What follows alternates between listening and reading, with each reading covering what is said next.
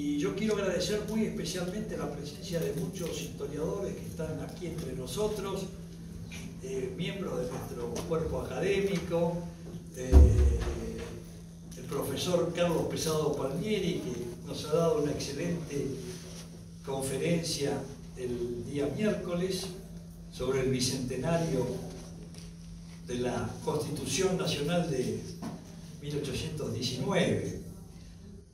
El doctor Omar Kraiker, presidente del Instituto de Investigaciones Históricas de Remedios de Escalada, el doctor Enrique Bonomi, el contador Magallanes, es decir, el teniente coronel Horacio Morales, vicepresidente del Instituto de Investigaciones Históricas de General San Martín, el doctor Luis María Bandieri, bueno, el profesor Miguel Ángel Lutino, el gran amigo Jorge Sabino, es decir, acá lo tenemos de fotógrafo a José Luis Muñoz Aspiri, hijo, que está también entre nosotros nuestro secretario, el licenciado Pablo Vázquez, la profesora Cristina Vera. Bueno, realmente para todos nosotros es muy importante, sobre todo tanta gente, tantos amigos, y bueno, vamos a dejarlo al profesor Pesado, vamos al amigo Sandro Lazapallero que haga la presentación del libro y después lo oiremos al autor. Muchas gracias. Muy bien.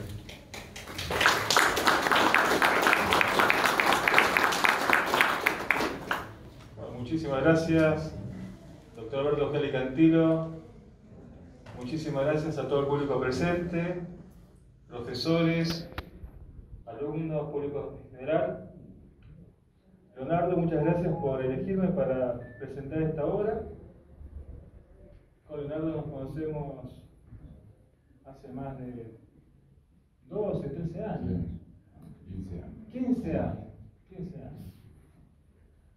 Leonardo es ingeniero civil, se define como un pensador independiente. Interesante, no libre pensador, pensador independiente. Autor de Juan Manuel de Rosas, Sombras y Verdades, Guerra del Paraguay, la Triple Alianza contra los Países del Plata. Juan Manuel de Rosas, La Ley y el Orden. Miren qué título, La Ley y el Orden. Un hombre de orden como todos sabemos. Miembro del cuerpo académico del Instituto Nacional Juan Manuel de Rosas, donde ocupa el sitial de Ernesto Quesada. Sobre todo un gran historiador y un gran patriota, un gran argentino, Ernesto Quesada, que ya le pediremos al ingeniero que dé su conferencia de incorporación. Es también miembro del Centro de Estudios de Pensamiento Americano, donde hay eminentes personalidades del mundo intelectual de la causa nacional y católica, como Carlos Bertanesian, Serena Lertora, Juan Lavaqué, Hugo Esteva, Federico Hayton, Alberto Abuela, Silvio Maresca, Cecilia González Espul, Héctor Martinotti, Horacio Sánchez de Gloria, el doctor Luis María Bandieri, entre otros. Este es un libro muy interesante, lo recomiendo especialmente a los jóvenes. Empieza con una figura muy poco trabajada o olvidada en la historiografía argentina, que es Gaspar Rodríguez de Francia. Es interesante porque, insisto, se ha dejado de lado a Gaspar Rodríguez de Francia y su proyecto de confederación. Por supuesto, la historiografía liberal ha tratado, a partir de fines del siglo XIX, o reivindicado a la figura de José de Artigas, que a mediados del siglo XIX era molesto, no estaba dentro de la galería de las figuras próceres, fundadoras del Estado-Nación argentino, uruguayo. Nosotros, por supuesto, sabemos que él no se sentía uruguayo, él era argentino oriental y tenía otro proyecto. Son tres personalidades nacidas en tiempos de la España imperial y católica, Artigas, Rosas y Francia. Todavía era la España imperial y católica, como siempre menciona el maestro Carlos Pesado Palmieri. Eran hombres que, por supuesto, tenían algo en común. Un Estado grande, un proyecto federal. Sobre Francia, conocemos a lo mejor la novela de Roa Bastos. Ustedes muy bien la han leído, a lo mejor, pero insisto, incluso no se enseñan las facultades. Y nosotros sabemos que Gaspar Rodríguez de Francia fue alumno de Montserrat, fue doctor en teología. Aclaro esto porque no era abogado, sino que era un práctico del derecho. En esa época la teología y el derecho se unían, y muchas veces los teólogos hacían de juristas. Pero él en realidad era doctor. Bueno, de compañero lo tuvo Castelli. Por eso es importante cómo rescata la figura, el ingeniero Castañino, de Gaspar Rodríguez de Francia.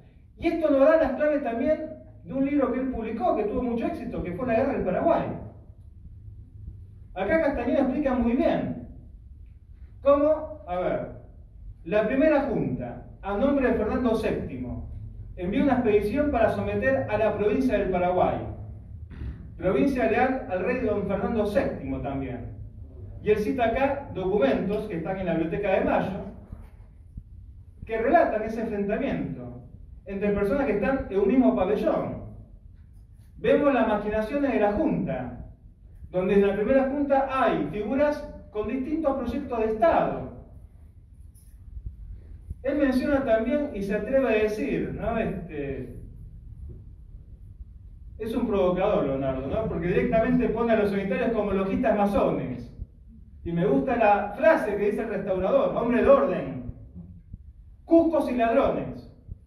Son doctores, cucos y ladrones, con perdón a los abogados, si no caemos en la volteada de muchos abogados, ¿no? Pero bueno, nosotros estamos del otro lado, ¿no? No, pero los cuchillos lo dejaron ahí en esa entrada. Ah, sí, no, eso hay que aclararlo, ¿no? Nosotros estamos con ese proyecto que decían los antiguos, ¿no? Castillo de Bobadilla, la política, el arte de hacer el bien común con la equidad. Que eso tenemos que volver otra vez a rescatarlo. Y que tiene que ver con la hispanidad católica. Y acá menciona un personaje de la Revolución, Mariano Moreno, reivindicado por liberales, marxistas y por algunos revisionistas mitristas también. Sí, menciona también a Moreno, que tiene un proyecto diferente que Belgrano, que Artigas por supuesto, y que Francia también.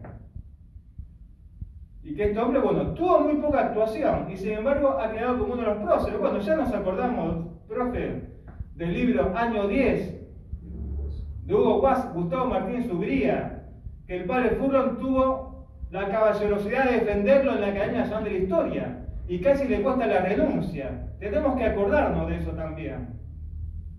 Sí, lo defendió. Porque sus padres reivindicaban a Mariano Moreno. Y sin embargo, bueno, el padre Furlong dijo no. También fue una figura Saavedra. También fue una figura Belgrano. También fue una figura Francia. Y refutó la calidad de libre pensador de Belgrano, de San Martín, como dice cierta historiografía. Por eso me gusta, ¿no?, que Leonardo ya empiece definiendo. Federal es una cosa, unitario es otra cosa. Piensan con un proyecto, estos piensan con otro proyecto. Y que vamos a tenerlo durante 50 años de la historia argentina. Acá nos dan las claves también por qué se produce la separación del Paraguay, de la banda oriental, después llamado Uruguay, las maquinaciones británicas, el endeudamiento también, el sentido del localismo, de solidaridad y catolicismo que tenía el pueblo paraguayo. Pero esto es algo interesante, Leonardo, que estás poniendo acá. Y que muchos no saben, y que, insisto, nos dan las claves para entender la guerra de la Triple Alianza después. Ese pueblo paraguayo que se reúne bajo la figura de Bernardo de Velasco y después se decepcionan de él. menciona también algo muy interesante, cómo Belgrano, cuando va a tratar de reprimir o de hacerlo menos díscolos a los paraguayos, él hace poner un altar portátil con la misa que la diga el capellán. Sí, porque los paraguayos creían que esta gente eran ateos. Muy bien menciona Castañino. Los paraguayos lo mencionan como hijos de la Revolución Francesa, ¿no? Tipo Robespierre, que así le decían también a Moreno. Que Moreno no entendía ese localismo que tiene que ver con la lealtad de los paraguayos, lealtad que me hace acordar a la lealtad de los cordobeses, de los santiagueños, de don Santiago de Liniers. Don Santiago de Liniers. Yo no puedo hacer astrología histórica, pero a ver, Moreno o la Junta lo pudo haber perdonado, o indultado, o haberlo puesto preso a don Santiago de Liniers. Pero fue fusilado. Y no por casualidad, fue fusilado por los ingleses, que fue la gente con la cual combatió Rosas, Artigas, Francia. Por eso la línea histórica, Artigas, Rosas y Francia, que me parece excelente el título que has puesto para este libro, Leonardo. Y yo no sé qué decir más, ¿no? Para terminar. Frente a las elucubraciones, a las comparaciones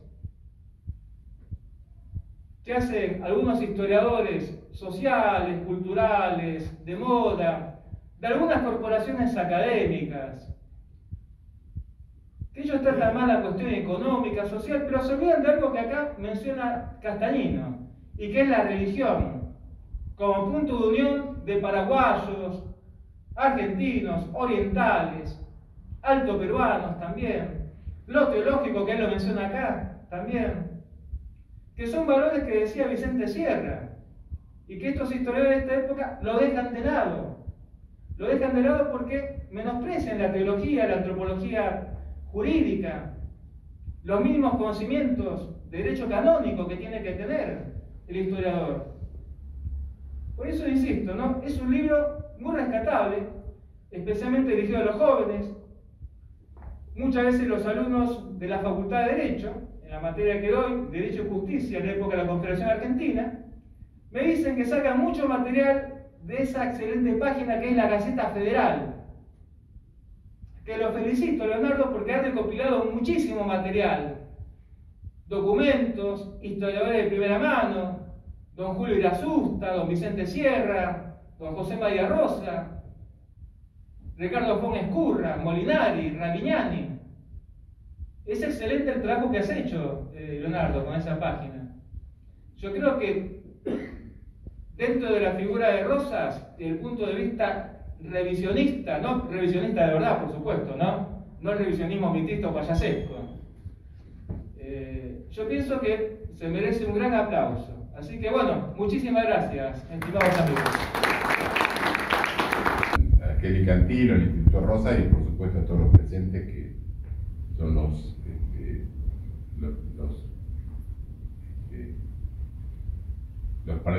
que participan. En realidad el acto es para ustedes y no para mí, ¿no? Con respecto al título del libro que vos decías, dudé un poco en ponerlo porque yo decía, bueno, Francia fue el que primero dio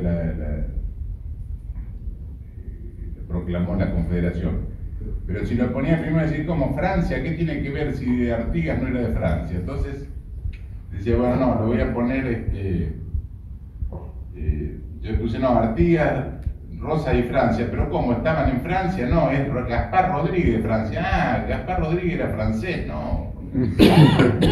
En fin, me costó un poco explicarlo, porque siempre cuando uno le pone el título a un libro, lo que primero le critican. Y con respecto a la línea histórica federal, nació a raíz de que yo primero estudié y escribí sobre Rosas, que tuvo relación con Francia y después con Carlos López cuando pide la independencia. Después estudié la Guerra Paraguay, entonces no hice solamente la Guerra Paraguay, sino que empecé con los antecedentes y empecé a estudiar desde Francia, digamos, Carlos López, todo un poco la historia paraguaya. Y entonces ahí vi la relación que había además entre López, además de con Rosas, con Artigas.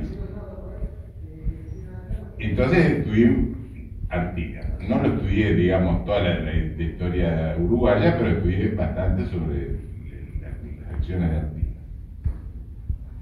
Y me llamó la atención un punto que es precisamente la síntesis del libro, que es que los tres coincidían casi exactamente hasta textualmente en formar una confederación de provincias autónomas con la capital fuera de Buenos Aires. Inclusive lo comparaban con la capital de Estados Unidos, que fundaron una nueva ciudad. Entonces, por eso yo formé y armé el libro. En realidad no está hecho todo en forma cronológica porque se me mezclaban, digamos, los episodios, porque Rosas, por ejemplo, con Paraguay tuvo que antes de 1940, después de 1940 sucedieron varias cosas, entonces está ordenado aproximadamente, digamos, está ordenado por primero el Paraguay, con Francia, después Artigas y por último Rosas. Y tampoco cada uno es una cronología exacta de toda la historia, sino son los episodios o documentos principales de esa época que marcan el pensamiento de cada uno de ellos. Voy a tratar de ser lo más breve posible, no sé si, no me quiero extender. Así que bueno, voy a empezar por Paraguay. En 1815 Paraguay no se adhiere a la Revolución de Mayo. La considera medio una revolución subversiva, digamos, y se mantiene fiel a España. Entonces Buenos Aires manda 4 emisarios a tratar de convencerlo, Pino, La Aria, etc. Y no solo no logra convencerlo, sino que salieron medio lo sacaron medio a las corridas. Entonces Buenos Aires prepara el ejército auxiliador con Belgrano. Belgrano va supuestamente a convencer a los paraguayos, pero se da un hecho muy notable, que ambos ejércitos, porque cuando Belgrano cruza el río, los paraguayos se sienten invadidos, entonces le hacen un vacío, digamos, se van retirando, dejándole el territorio desierto, y se enfrentan primero en Paraguarí y después en Tacuarí. Y lo notable es que se enfrentan los dos con pabellón español y a nombre de Fernando VII. Y además sucede un hecho notable ahí, que los paraguayos estaban formados una parte del ejército por españoles y otro por criollos. Los españoles se desbandan enseguida y Velasco, que era el gobernador, que estaba con las tropas, va a Asunción a dar el parte de la derrota. En ese interín los criollos reaccionan y lo vencen a Belgrano. Entonces, ese hecho hace que los paraguayos se sientan dueños de su destino, como nosotros no necesitamos a los españoles, a raíz de eso nace, digamos, el gusto por la liberación, digamos, ¿no? Entonces, en 1811, el 14 de mayo de 1811, se hace una revolución que es distinta de la de Buenos Aires, porque lo que hacen es el ejército de Paraguay le exige a Velasco que gobierne con una junta, él y 2 diputados más. Uno de esos diputados es Gaspar Rodríguez de Francia. Eso fue en mayo, el 14 de mayo, que justamente los paraguayos festejan la independencia. En junio del mismo año, Buenos Aires le pide que mande un diputado a Buenos Aires para formar ponerse de acuerdo en un tipo de gobierno, pero en Paraguay dice, no, primero vamos a hacer un congreso a ver qué solución tomamos. Entonces hacen un congreso, había algunos que estaban de acuerdo en adherirse a la Junta de Buenos Aires, había otros que se querían directamente independizar, y hay un tal Molas que dice que ya ahí empieza a hablar de la confederación. Dice, no, un momento, nosotros no nos vamos a ir a Buenos Aires, pero primero vamos a mandar un diputado a ver si se ponen de acuerdo y la resolución que se tome la vamos a aprobar o desaprobar nosotros. Entonces le delegan nombran para que lo vaya a representar a Gaspar Rodríguez de Francia. Pero Gaspar Rodríguez de Francia en cierta forma se niega porque dice, no, un momento, primero vamos a ver qué es lo que realmente quiere, porque no vaya a ser que nos saquemos unas cadenas para ponernos otras. Lo dice con todas las letras. Entonces manda una nota a la Junta proponiéndole una baja de impuestos, una serie de cosas, pero el nudo de la cuestión es que quería formar una confederación de provincias autónomas y que ninguna tenga preponderancia sobre las demás. Ese es el espíritu de la nota. Buenos Aires no lo rechaza, digamos, por escrito, pero empieza a hacer un boicot, entorpece la navegación del río, le aumenta los impuestos, etc. Entonces, Paraguay se empieza a aislar, a Francia lo nombran dictador perpetuo y directamente se aisló Paraguay completamente del resto, ¿no? No toma deuda externa, empieza a comerciar con trueque con otras naciones.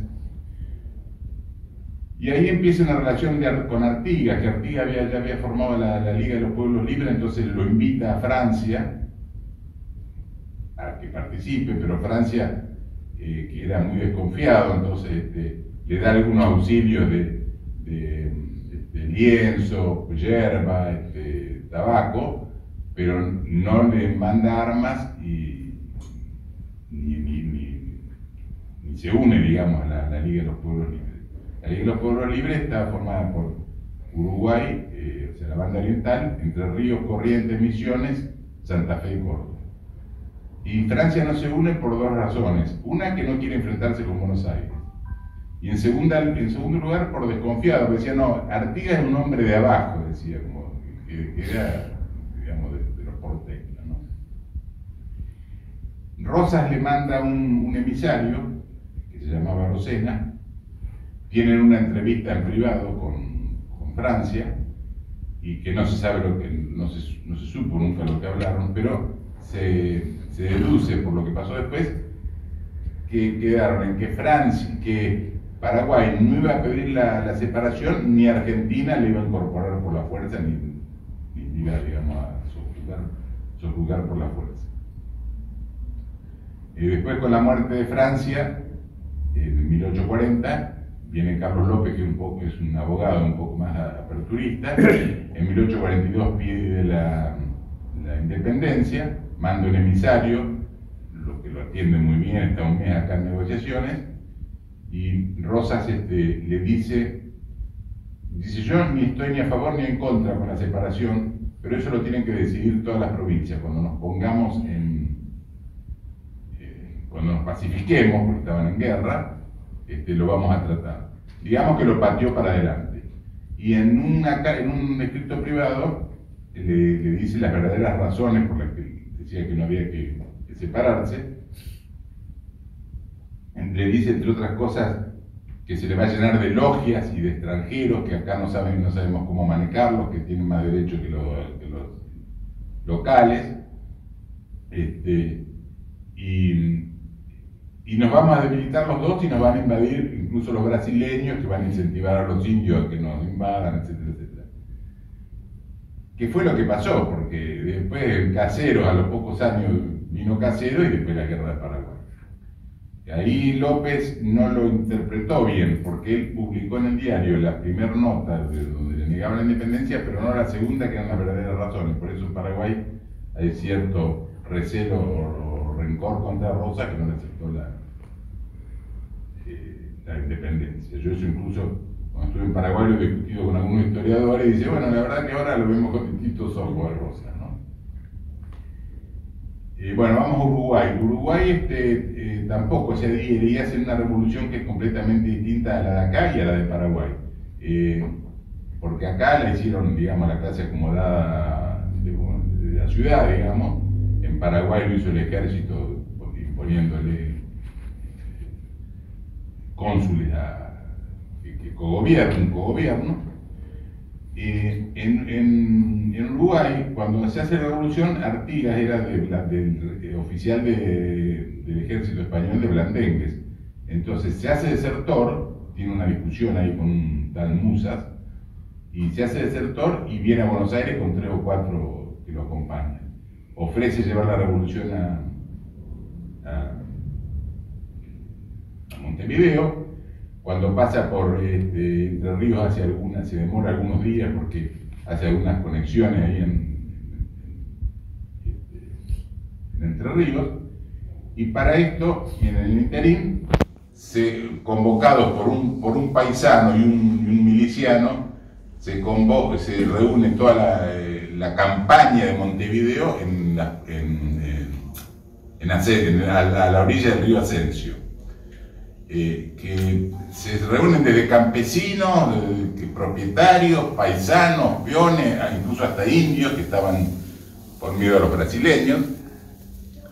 Entonces se declaran en rebeldía contra el monopolio comercial de Montevideo. Esa fue y entonces cuando llega Artigas lo nombran digamos jefe de ese levantamiento, corre como un reguero de pólvora entonces toda la campaña se levanta en contra de Montevideo y la sitia. Ahora Buenos Aires se siente celoso de eso, porque Artigas, claro, estaba tomando demasiado vuelo, le manda a Rondó como jefe, digamos, del sitio, y después empieza a tratar con Delío, que era el virrey de Montevideo, y con los portugueses para combatirlo, hacer un trato con Delío, pero combatirlo también a Artigas. Entonces en 1811 se produce o sea, le hacen levantar el sitio a Artigas, lo obligan a levantar el sitio, y él de mala gana levanta el sitio, incluso bajo protesta, digamos, y lo nombran gobernador de Entre Ríos, o de Yapeyú, me parece. Entonces Artigas se va, pero todo el pueblo lo sigue, junta en carros todo lo que puede y lo va siguiendo, y entonces acampan en varios lugares porque el trayecto es largo, y acampan a la orilla del río Ayuí, que queda ahí cerca de Salto Grande, en la provincia de Entre Ríos, y están hasta el año siguiente ahí acampados. Ahí es donde tiene relación con Francia. Después vuelve a Montevideo, sigue el sitio, en 1814 cae Montevideo, pero en 1813 en Buenos Aires se propone hacer una convención constituyente, a principios de 1813. Entonces mandan un emisario a Uruguay para proponerle a los oficiales de Artigas que den el visto bueno, digamos. Pero Artigas se opone y dice que primero hay que hacer un congreso para resolver a ver qué actitud van a tomar, y se hace el congreso de Tres Cruces, y ahí deciden, digamos, mandar diputados a incorporarse al Congreso para discutir el asunto. Y entonces forman las instrucciones, de ahí se hacen las instrucciones que se llaman las instrucciones del año 13 para los diputados. Y dice algunas cosas muy importantes. Una de las cosas que dice, me acuerdo, es los poderes ejecutivo, legislativo y judicial deben estar totalmente separados y jamás se pueden unir. Me hace acordar algunos tiempos más modernos que los han unido, digamos. Y después le dice otra cosa que es muy bueno, formar una confederación de provincias autónomas, y le dice con todas las letras, le dice: la capital debe estar necesariamente fuera de Buenos Aires, que fue lo que no pasó, ¿no? Cuando los diputados llegan a Buenos Aires, con alguna excusa no los dejan incorporarse por la firma, por el sello de los papeles, y entonces se vuelven. Y ahí empieza un poco la grieta más grande, digamos, entre Artigas y Buenos Aires. Artigas forma la Liga de los Pueblos Libres.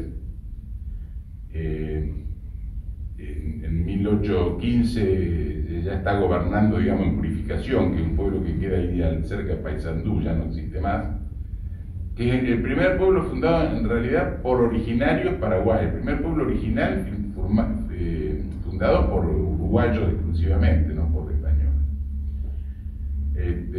Y de ahí gobernaba a todas las demás provincias.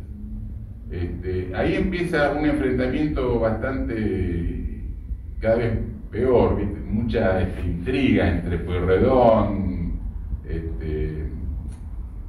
Álvarez Thomas, toman como es la provincia de Santa Fe, después los federales la recuperan, vienen Bustos, también lo hacen intervenir. Artigas lo manda a Ramírez a que lo ayude a López. Después los porteños le piden a San Martín que vuelva, San Martín no vuelve, entonces, pero manda un mediador, en combinación con O'Higgins, manda un mediador, pero Buenos Aires le ordena a Belgrano que lo intercepte y no le deje llegar la correspondencia.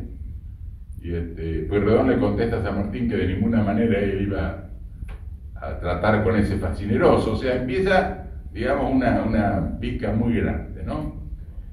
Y en 1817 los portugueses invaden la banda oriental, con la anuencia de los porteños, de los porteños. Ojo, yo cuando digo porteño no me refiero digamos, a la generalidad, sino a una clase, a los unitarios porteños que viven en ese momento, ¿no? Entonces todo ese malestar, porque Artigas de ahí empezó a pedir a Buenos Aires que le ayude a sacar a los portugueses, pero Buenos Aires se desentendía, o le decía, bueno, le mandamos armas, pero usted me reconoce que nosotros somos los jefes de la confederación, en fin. En definitiva, todo eso termina en Cepeda, que baja Estanislao López y Ramírez. Ramírez no era gobernador, era encargado delegado por Artigas de Concepción del Uruguay. Entonces baja a Buenos Aires. Para eso, me olvidé decirlo, en el 1815 ya habían declarado la independencia en Arroyo de la China, los pueblos libres, que eran, ya digo, las provincias esas que nombré. Después, en 1816, se hace el Congreso de Tucumán, que concurren, las provincias que no concurren son las de los pueblos libres, excepto Córdoba. Bueno, en definitiva termina en el enfrentamiento federal contra Buenos Aires en 1820. Los federales lo derrotan completamente en el campo de Cepeda, y ahí hay una especie de golpe militar con Soler, con etcétera, viene Zarratea, se declara gobernador. Entonces se reúnen en Pilar, Zarratea, representando a Buenos Aires, con los dos caudillos, con López y con Ramírez.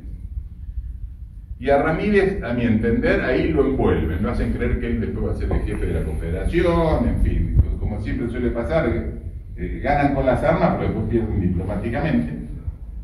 Entonces, se hace el Tratado de Pilar, el mismo 1820, pero prácticamente dejan a Artigas, no nombran la banda oriental, no se comprometen a desalojar a los brasileños.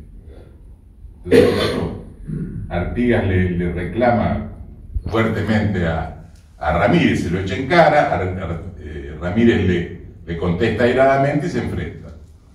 Se enfrentan y tienen distintos episodios que gana uno varios tiempos en la Mesopotamia, hasta que Artigas es vencido y es asilado por Francia, que Francia en realidad no lo recibe, sino que lo confina a Caraguatay, que es un pueblo que está a 180 kilómetros de Asunción, y ahí queda Artigas libre, pero no podía salir de esa población hasta que muere Francia y va a Asunción. Varios uruguayos, incluso el hijo lo fue a buscar, Artigas no quiso volver. Artigas decía, yo soy argentino nacido en la banda oriental, eso es lo que decía él. Ramírez, bueno, queda como gobernador de Entre Ríos, muy bien no le fue, porque después los porteños lo hicieron pelear a Ramírez con López lo venció y le cortó la cabeza. Así que bueno, y la lucha todas esas siguieron, digamos, no vamos a historiar todo. Con respecto a, yo iba a hacer un paréntesis porque vos lo nombraste a Moreno. Moreno, claro, él decía, en un escrito que yo lo pongo ahí, dice, sí, la federación es muy linda, que yo debe ser bárbara, pero eso, dice, para otros países, dice, para Estados Unidos, dice, pero acá que las comunicaciones son muy lerdas, que yo no nos conviene. Yo digo, los norteamericanos que tenían WhatsApp en esa época, porque también allá también eran lerdas las comunicaciones, vaya excusa. Bueno, entonces, yendo a lo de Rosas, ya conté lo de Rosas con Francia y el pedido de independencia con los paraguayos, también lo dije, y en 1831 Rosas hace el pacto federal, que no lo hace Rosas, lo hace entre 3 provincias, Buenos Aires, Santa Fe y Entre Ríos, que es un pacto es una confederación y de un pacto de amistad y de mutua defensa. Entonces queda formada una comisión que reside en Santa Fe, con varias atribuciones. Una de ellas es invitar a las demás provincias a que se adhieran a esa confederación. Otra cosa que hacen es nombran a López como jefe de los ejércitos, a Rosa lo comisionan como el representante de las relaciones exteriores. Eso fue en 1831. En 1834 hay una carta porque había un enfrentamiento entre Heredia y López y La Torre en Jujuy. Entonces Quiroga lo mandan de emisario, de componedor. El gobernador no era Rosas, pero Quiroga le pide a Rosas consejo, que quería reunirse con él a ver cómo actuar, ¿no? Entonces se juntan en la posta de Hacienda de Figueroa, que queda ahí en Carmen de Areco. Entonces, tienen un día, una conferencia de un día o dos, y Quiroga parte hacia el norte, y Rosa le escribe una carta, donde primero le describe el conflicto que había y cómo tenía que tratarlo. Y después le habla de la Constitución. Y entre otras cosas le dice palabras casi exactas de las que había dicho Artigas en el año 13, incluso Francia, y dice que hay que hacer una confederación, que primero tienen que estar todas las provincias ya pacificadas, organizadas con su propia constitución. Dice, bueno, no se puede armar un cuerpo sano con miembros enfermos, y le da una serie de argumentos, una carta muy extensa. Inclusive le dice dónde va a funcionar ese Congreso Constituyente, ese Congreso. Dice, para eso habría que fundar una nueva ciudad que no pertenezca a ningún estado, para que no haya celos entre los estados, como hicieron en Estados Unidos, con todas las letras, se le dice que fundaron Washington, que no depende de ningún estado. Así que esa carta, es muy extensa, no se puede explicar toda, pero tiene mucha coincidencia con el pensamiento de Artigas y de Francia. El otro documento importante es Argentina entró en guerra contra la Confederación Peruano-Boliviana de 1937 a 1939. Gana Argentina, era aliado de Chile. A partir de ahí Chile empieza a hacerle reclamos a Argentina, a meterle púas, digamos. Entonces los generales y las autoridades de Salta le proponen a Rosa, bueno, esta es la oportunidad de incorporar Tarija para nosotros, dice, porque incorporar Bolivia Entonces Rosas le escribe una carta muy extensa a Pacheco, le habla del problema de Chile, le habla de una serie de cosas, pero le dice con respecto a lo que me propone, de hacer una confederación, etcétera, etcétera, dice, eso no va a suceder mientras yo esté en el gobierno porque sería crear un odio que va a ser eterno, dice, y sería aprovecharnos de un país hermano que está en desgracia. Dejémoslo que se organicen, después mandamos un emisario oportunamente, dice, vamos a tratar de convencerlos de que se incorporen a la Confederación Argentina. Y por último, el otro documento que es importante es el que hace Quesada, o sea, Ernesto Quesada era joven y viaja con el padre y tiene una entrevista con Rosas en 1873, en Southampton. Entonces, en un momento dado le pregunta cuál es, dice, ¿por qué usted no fundó la Constitución?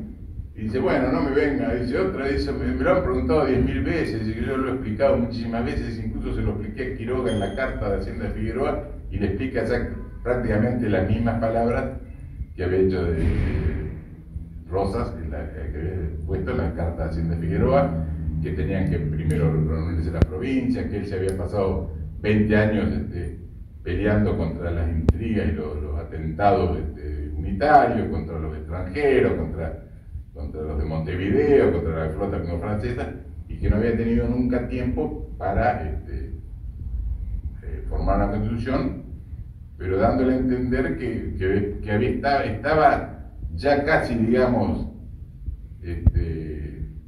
todo armado como para que se pueda formar una constitución, que no le dieron tiempo. Después cuando lo derrocaron, bueno, casi. Así que bueno, eso sería más o menos la síntesis del libro, es la coincidencia de pensamientos que hay precisamente entre Francia, que fue el primero que lo propuso, Artigas, que fue casi contemporáneo de Francia, y Rosas, que fue un poco después. Así que bueno, eso sería todo.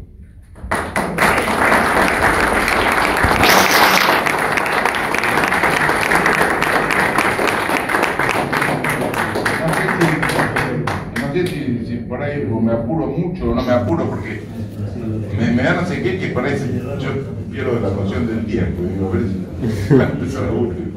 Pero no, por ahí me queda un poco desordenado, tengo que volver un punto atrás.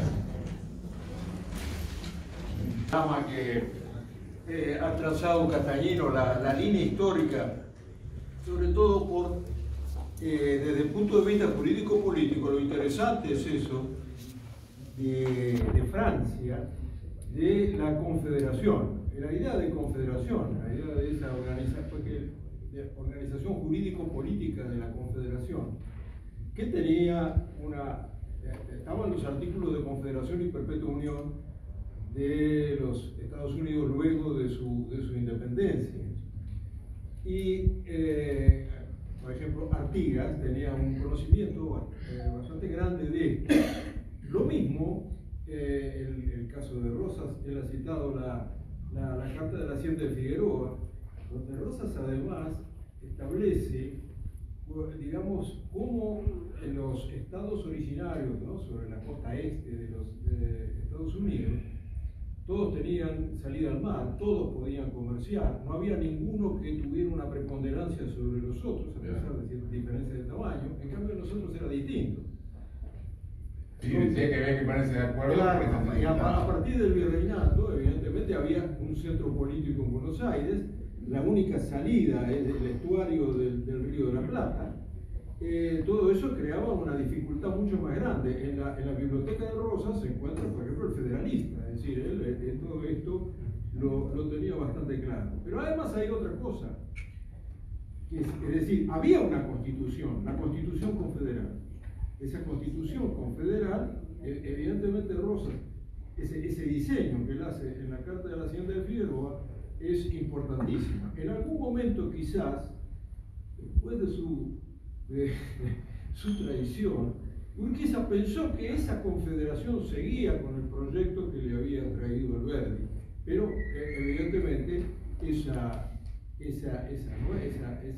digamos, esa organización nacional, como dice nuestro amigo Pele Lastra, así que la primera organización nacional es la que hace Juan Manuel de Rosas, y la segunda será recién en 1880, afirmándose como un Estado unitario, con una constitución que habla de un sistema federal. Ahora, me parece que otra cosa importante es que esta idea de la confederación no es una idea del pasado. La forma política confederal es la propia de las grandes unidades políticas que en este momento están, digamos, diseñándose en el mundo y que además son las que van a disputar el poder, la organización, como decía Carl Schmitt, el lomo de la tierra futuro. Entonces, esta es la importancia de la idea confederal para nosotros en Sudamérica, y especialmente con aquellos países que, como el Uruguay, como Paraguay, como Bolivia, que de algún modo configuraban un gran espacio confederal. Un gran espacio confederal que Rosas siempre tuvo presente, como se ve en su relación con Paraguay y en la circunstancia que hablaba ahora Castañino de sobre Tarija. Entonces, bueno, eso era simplemente la observación que yo quería decir. La forma política confederal contra la forma del Estado diseñado a partir del siglo XVI, que va concentrando poderes, esta es una forma que tiene que ver con la idea foral, etcétera, la idea del fuero, la idea de la federación. La federación viene del Pactum Federis, es un pacto, tiene que haber un pacto, un acuerdo entre socios que pueden ser desiguales en extensión, en riqueza, etcétera, pero que encuentran una forma de parificación dentro de ese sistema. La confederación es una de las formas que va tomando, digamos, el diseño que va tomando el mundo, que de algún modo se va dibujando ante nosotros, a nuestra vida. Eso quería. Sí, la verdad que te agradezco porque, aparte, viste, reclamo los puntos que yo por ahí en el apuro los pasé de largo. Por ejemplo, en lo de Francia era el mirador de Franklin, tanto así que cuando fue Belgrano con Echeverría le regaló un retrato de Franklin que tenía en el escritorio. Con respecto a eso de Estados Unidos, que tenía salida al mar, Rosa hace esa comparación y dice que Buenos Aires, digamos, tiene la salida al mar y como que es injusto, medio lo dice, que después lo trata de remediar en cierta forma con la ley de aduanas, que las provincias del interior se lo agradecen. Y me parece que dijiste algo más. Iba a decir que Rosas también dice que, por ejemplo, en Estados Unidos, cuando forman la federación, no entran todos los estados, estén como estén, sino que a medida que se organizaban, iban entrando. Mientras tanto, quedaban como estados marginales. ¿Qué es lo que hizo él? Se formó Buenos Aires, Santa Fe y Entre Ríos, que más o menos tenían organizado, tenían gente, digamos, con experiencia, porque él quiere decir, no vamos a hacer un rejunte de gente que después son toda una manga de pillos que vienen a cobrar el sueldo, nomás. Eso lo dicen prácticamente con esas palabras, ¿no? De pillos y de intrigantes, que dice que no nos sirve para nada. Necesitamos gente con experiencia, que conozca la administración, etc. Eso lo dice en la carta. Así que bueno, te agradezco. Bueno, ante todo, gracias por la invitación esta tarde. A mí me queda una duda, más allá de, justamente me agarro de lo último que vos estabas transmitiendo sobre que Rosas establecía o decía que una vez que pacificado cada provincia, que dé su organización, se iba a poder hacer el tema de la famosa constitución. Que lo vivió declarando eso, ¿no? Ahora, realmente impectore, o sea, internamente, Rosas, a mí me da la sensación que siempre entendió que eso era un librito, la constitución, que de ninguna manera era un elemento unificador de una nacionalidad, creo que daba alguna vez el ejemplo de que Gran Bretaña no tenía constitución y sin embargo era el país más poderoso y fuerte del mundo, y que de algún modo era como darle largas al asunto, porque realmente no era importante el tema de la constitución, y para dejar tranquila a la gente decía eso. Ahora, eso yo leí, no sé si en Gras o en Arana, hijo, que comentaba que en el barco, cuando estaban yendo para Europa, iba medio lento ese barco, en las charlas que tenía con Jerónimo Costa, él parece se enojó, Costa. Digo, bueno, y al final, ¿cuándo íbamos a pasar la Constitución? ¿Por qué no la hizo? Y como que Rosa dijo, en realidad nunca me interesó el tema de la Constitución. Yo lo decía por decir, de modo, bueno, estoy hablando de forma coloquial. Eso debe ser un chisme de Mitre. No sé, pero Costa se enojó, agarró un barco, se fue del barco en el que estaba con Rosa, furioso, creo que se fue para España, no sé para dónde. ¿Qué habrá de cierto? Eso no sé, dan el texto, las conversaciones, yo no sé hasta qué punto Rosas en el fondo le interesaba realmente la Constitución como un elemento de valor y unificador. La Constitución escrita. Sí, no el pacto federal. El que decía del cuadernito fue Quiroga, y Rosa decía, ¿para qué queremos un cuadernito? Sí. Dice, la Constitución, dice, no une a los pueblos, sino que los representa unidos. Primero tienen que organizarse y unirse y después la representan. O sea que para él, hacer la Constitución o no, la cuestión era la unión de los pueblos. Eso es lo que dice. El señor justamente, el pacto era el elemento, era una constitución, en definitiva, el pacto federal. Ahora lo que le dijo a Costa, no sé. Se peleó por ese tema. Está en un diálogo como de 2 o 3 carillas sobre ese tema. ¿Sí? ¿Usted se acuerda? No sé si en Arana o en Gras. Bueno, eso. Yo le voy a hablar porque es muy interesante todo esto y lo que a veces daña para la praxis de la historia, ¿no? Que estos hombres que pensaron una proyección tan interesante, tan fuera de ese centralismo, que en última instancia Buenos Aires hizo la revolución de emancipación. Uno tiene esa visión del interior, pero el porteñismo también tiene alguna fijación y alguna razón de ser. Porque así como la teoría de estos proyectos monárquicos reflejaba un espíritu del tiempo existente, y el centralismo porteño reflejaba también esa visión del virreinato, porque antes todo era el Perú. Tenemos que olvidarnos, tenemos que recordar cómo esta Cenicienta es la última creación del único Borbón que merece por ahí, más allá de la expulsión de los jesuitas, merece un reconocimiento geopolítico, que es el nacimiento, en última instancia, a mi juicio, de nuestra realidad territorial, el virreinato que duró 33 años y que no le damos la dimensión de vida porque le pega a todo el mundo, porque era heterogéneo. Pero a lo que voy, esta idea federal, germinada debidamente con interpretaciones estadounidenses, con un Artigas, con un Gaspar Rodríguez de Francia, con un Rosas que me parece que supera a ambos, mi juicio personal. Justamente por esto que los unitarios dicen que era un unitario disfrazado, ¿no? Porque era un centralista. Digo, el fracaso final, más allá de la proyección futura que bien dice el doctor Bandieri, de lo confederado, es relativo, ¿no? Uno cuando ve cómo se destruye el reino español por el cantonalismo feroz que tiene, uno lo piensa, pero a lo que voy, todos estos hombres hicieron así y recelaron entre sí. O sea que en definitiva, la historia es el hombre. La historia es el hombre.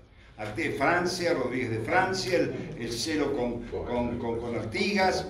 Artigas, que termina 30 años viviendo confinado por Francia. Yo digo 3 caracteres, pero no en coincidencia teórica. Pero la realidad es que Artigas fue traicionado realmente por Ramírez. Viva Ramírez, es hermoso el libro de Molinari, pero traicionado por Ramírez, que le vendieron el tío, ¿de acuerdo, Leonardo? Sí. Y final, para no... al final uno habla más que el orador. Y Rosas mismo, con todo su proyecto, que tardó, puede ser que tardó. En el 50 Rosas estaba con la gran posibilidad de habernos dejado esta constitución que en definitiva, yo hablé el otro día, no bien, de la constitución del 53, porque nos quitó la identidad de la patria grande, no reconociendo el nombre de las Provincias Unidas de la América del Sur, aunque hubiera sido directorial la idea. Era una idea central, pero era una idea potente geopolítica. Y Buenos Aires era la hermana mayor, yo al final parece un unitario ahora acá, pero a lo que voy. Entonces, esa visión la pierde y Rosas no lo da, porque estaba casi cansado del poder, de pelear contra tantas cosas. Esa es mi visión. Los hombres en la idea coincidiendo, pero que en la praxis de su historia interna, unos se desconfiaron de otros. Pero Rosas lo dice porque a Quesada le dice, luché, trabajé 20 años como un galeote. Claro.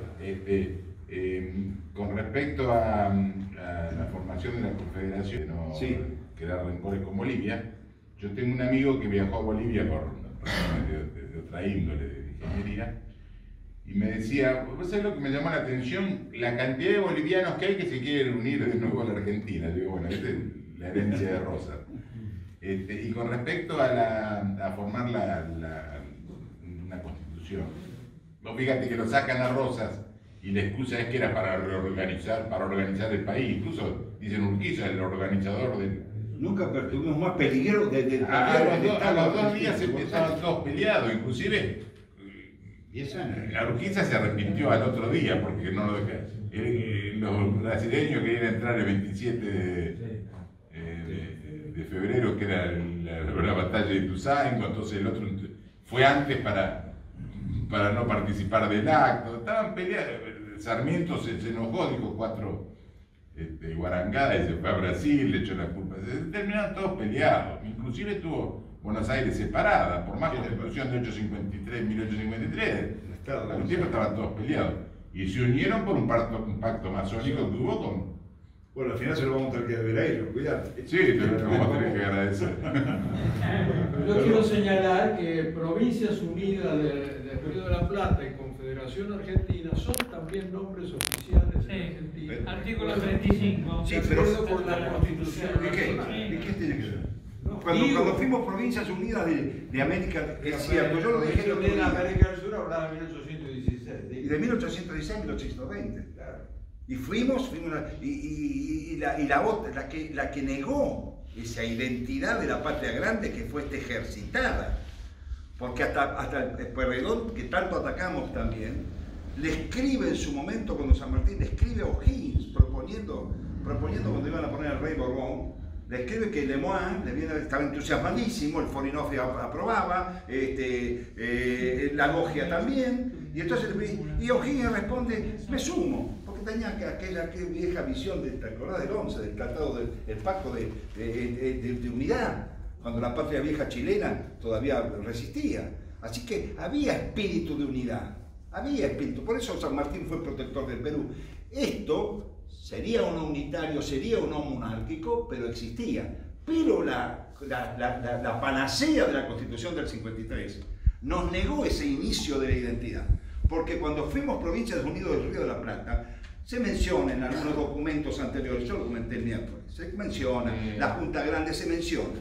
Pero cuando fuimos Provincias Unidas del Río de la Plata, en serio, perdimos la mitad del río y terminamos siendo la Confederación Argentina en el periodo rivadavia. Esa es la verdad. Quiero hacer una acotación con el tema de la Constitución que hablaban recién, ¿no? Se ha acusado a Rosas de no querer una Constitución, de no querer unos códigos tampoco, haciendo una investigación sobre el Departamento de Jurisprudencia en la época de Rosas, que va a ser publicado en la Facultad de Derecho dentro de poco, que es un libro de autoría colectiva, hizo un relevamiento de las tesis.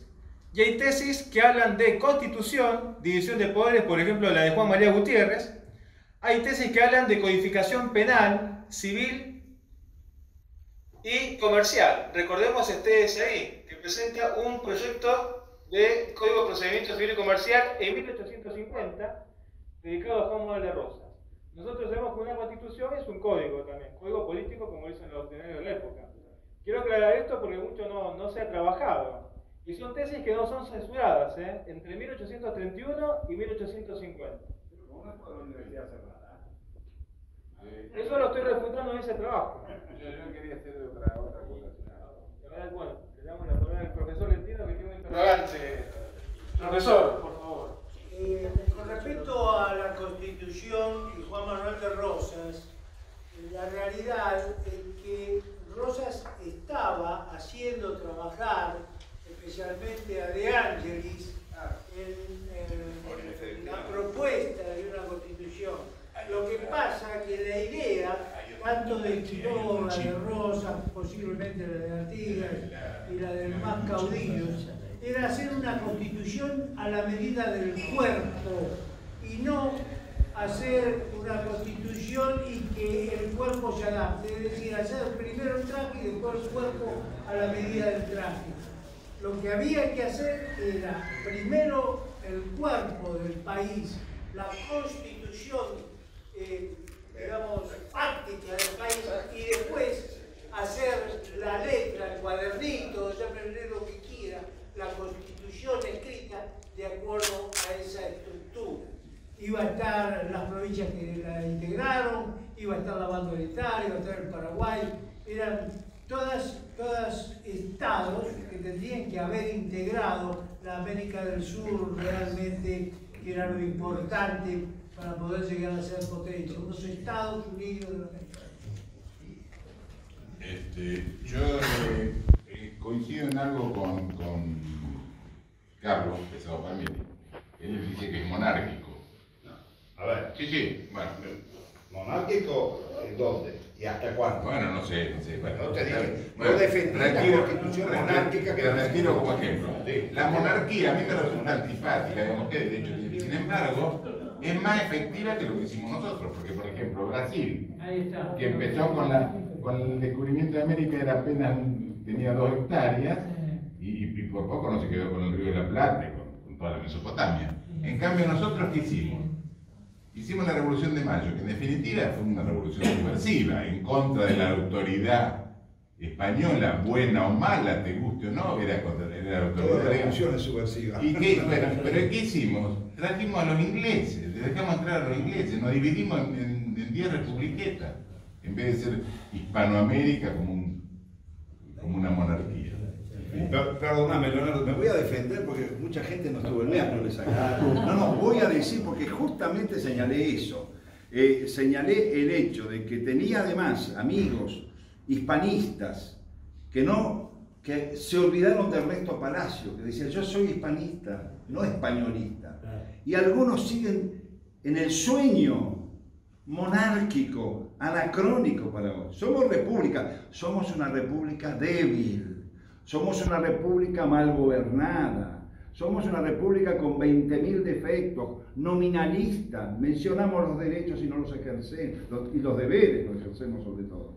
Pero, vuelvo a decir, soy monárquico en el sentido de lo que fue el pensamiento mayoritario de los conductores, que no serían los caudillos, por eso, como dice Lucien Almazán, el caudillo surge justamente por la infidelidad a la realidad de estos hombres de Buenos Aires, de los padres de la patria, de Saavedra, de San Martín, de Belgrano. Dejemos de negarlos en su visión monárquica, porque respiramos el espíritu del tiempo de hoy. Y todo historiador tiene, cuando juzga, cuando lee, cuando analiza, cuando escribe, que vivir el espíritu del tiempo que corresponde. Porque si vos vivís con el tiempo, yo por ejemplo, tengo que respirar el espíritu de este tiempo y soy fuera de este tiempo. Entonces yo no puedo escribir de este tiempo, porque yo creo en el derecho natural. Entonces a veces dije, y lo dije en la conferencia, podría, si hablo, estar contra la ley de hoy y llevarme preso. Tengo que callarlo, tengo que aceptarlo, que mis hijos piensen absolutamente por ahí distinto, porque viene una cosmovisión con el espíritu del tiempo de hoy. Un tiempo laicizado, un tiempo no religioso, un tiempo... Sí es la verdad. Ahora, que nosotros cuando analizamos la historia, cuando escribimos la historia, mentimos porque juzgamos con el espíritu del tiempo de hoy y que decimos, si no fuimos republicanos de entonces, si no entendimos a Artigas al principio, entonces no existía. Pero todo el Congreso de Tucumán, ahí lo dice Larragueira, lo dice Sáenz, hay testimonios totales, pero como nos vestimos con el traje inmaculado del republicanismo de hoy, ¿no es cierto? Juzgamos la historia para atrás. Y Mitre dice lo que dice. El monarquismo que hubo en ciertos personajes, yo no lo veo mal. Lo que no me gusta mucho es los monarcas que querían traer, que los Borbón, que el príncipe de Lucas. Sarmiento quería poner un inca, y los gallegos, ¿qué iban a hacer? Dejaban un inca y se volvían a España. Sí. En fin. No, los proyectos fueron descabellados. El último, como yo comenté, de Valentín Gómez, el pobre cura, no tanto pobre, que terminó siendo rector de la UBA, ¿no es cierto? Lo cargó Castañeda diciendo que había traído a De Lucas. Buscaban un rey y no lo encontraban. Y no lo encontraban. Y cuando veían que les proponían un personaje como De Lucas, que era de baja significación, el propio Valentín Gómez lo observó. Dijo, no, aunque Castañeda después lo dejó por el suelo, porque era un cura batallador. Después estaba acá de la princesa. Y después se vino encima, se cayó todo. Valentín Gómez, canónigo, ¿no? Sí. Era masón, ¿no? Canónigo. Mira, hoy hasta los papas dicen que son masones, yo creo que los masones está todo mezclado. No sé, sí, había curas, sí. La masonería fue otra información y tuvo su presencia. El masón te va a decir que la libertad la consiguieron ellos.